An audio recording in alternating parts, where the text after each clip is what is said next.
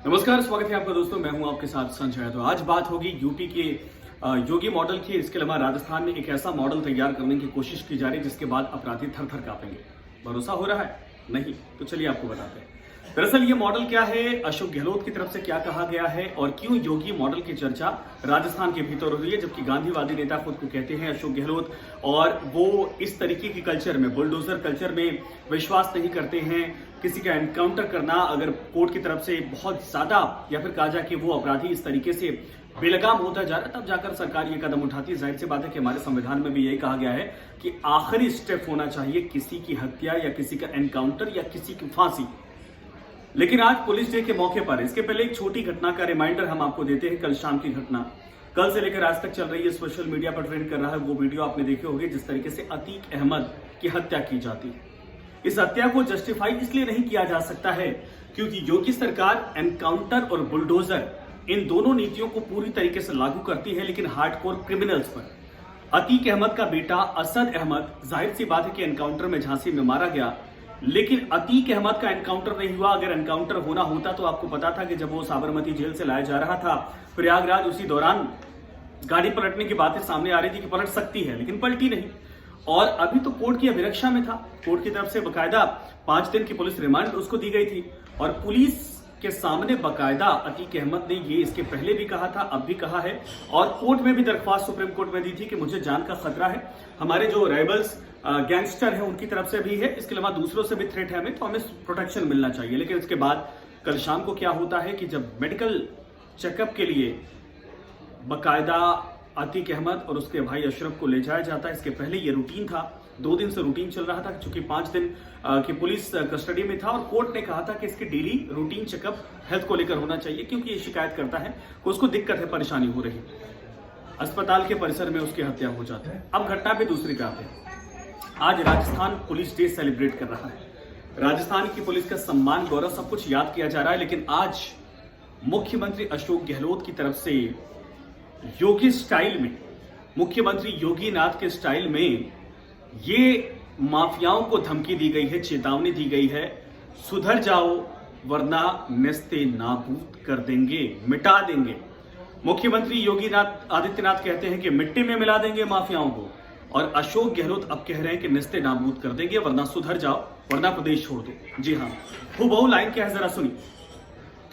मुख्यमंत्री अशोक गहलोत ने राजस्थान में माफिया और गैंगस्टर को यूपी के सीएम योगी आदित्यनाथ की तर्ज पर चेतावनी दी है। उन्होंने कहा कि बदमाश ज्यादा दिनों तक पुलिस से भागकर नहीं रह सकते।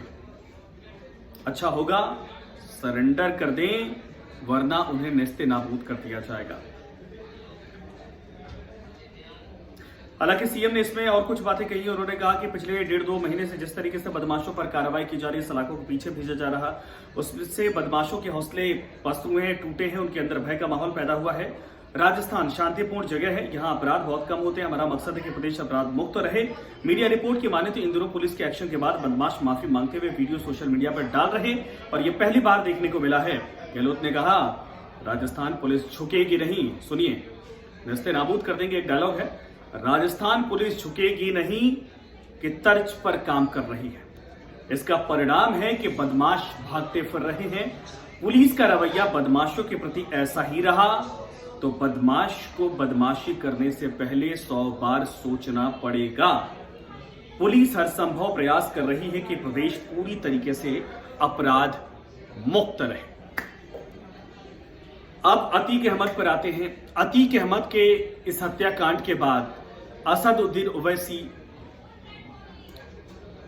इधर आपने देखा होगा कि अखिलेश यादव, इधर जेडीयू आरजेडी की तरफ से, उधर ममता बनर्जी, जितने भी ऑपोजिशन के लीडर हैं उनकी तरफ से कहा जा रहा है कि यूपी को दरअसल रूल ऑफ लॉ नहीं किया जा रहा है, कानून के हिसाब से नहीं चलाया जा रहा है, बल्कि यूपी में रूल ऑफ गन चल रहा है। बंदूक के दम पर यहां पर सत्ता चलाने की कोशिश की जा रही है।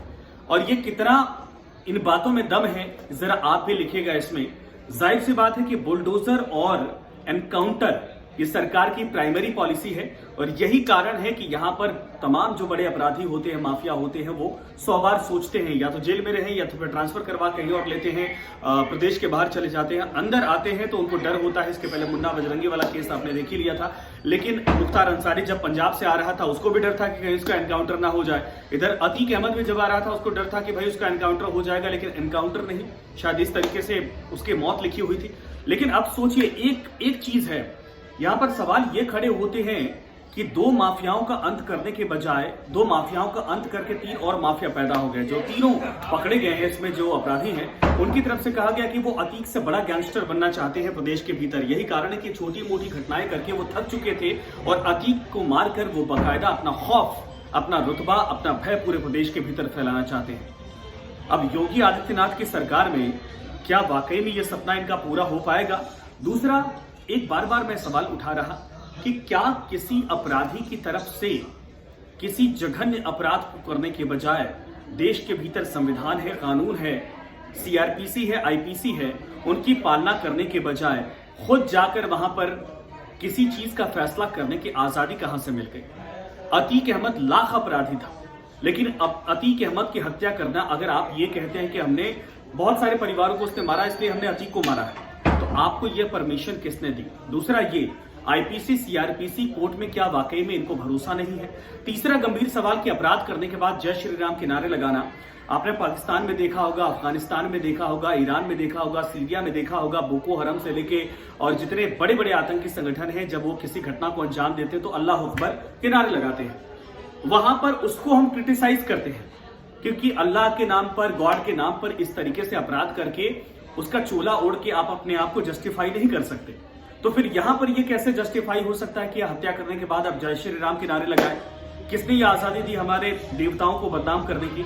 ये गंभीर सवाल है जिसको लेकर आपको सोचना होगा। लेकिन अशोक गहलोत ने साफ कहा है, या तो मिट्टी में मिला देंगे, नेस्ते नाबूद कर देंगे। दूसरी लाइन थी कि राजस्थान पुलिस झुकेगी नहीं। अब आप बताइए कि क्या वाकई में राजस्थान पुलिस झुकेगी नहीं? आपको भरोसा है? पबला गुर्जर वाला मामला आपने देखा होगा। इसके पहले हाँ, ये एक बड़ा अच्छा कदम था आनंद पाल वाले मामले में, जब पुलिस ने ये कार्रवाई की थी। हालांकि उसको लेकर भी बहुत पॉलिटिकल एंगल निकाले जा रहे थे, लेकिन जो भी माफिया अपराधी है, गुंडा है, उसके साथ अगर पुलिस या सरकारें इसी तरीके से सख्ती से बरतेंगे तो मुझे नहीं लगता कि माफियाओं का किसी भी तरीके से उदय हो पाएगा। और उनको खत्म करने के बाद छोड़िए, उनके उदय से पहले उनका मनोबल टूट जाएगा और माफिया कल्चर कभी आएगा ही नहीं। आप क्या सोचते हैं मुख्यमंत्री के इस धमकी, माफियाओं को चेतावनी को लेकर? ये धमकी दरअसल माफियाओं को लेकर ही, इसलिए मैंने धमकी शब्द का इस्तेमाल किया। लिखिए जरूर। धन्यवाद, अपना ख्याल रखिए।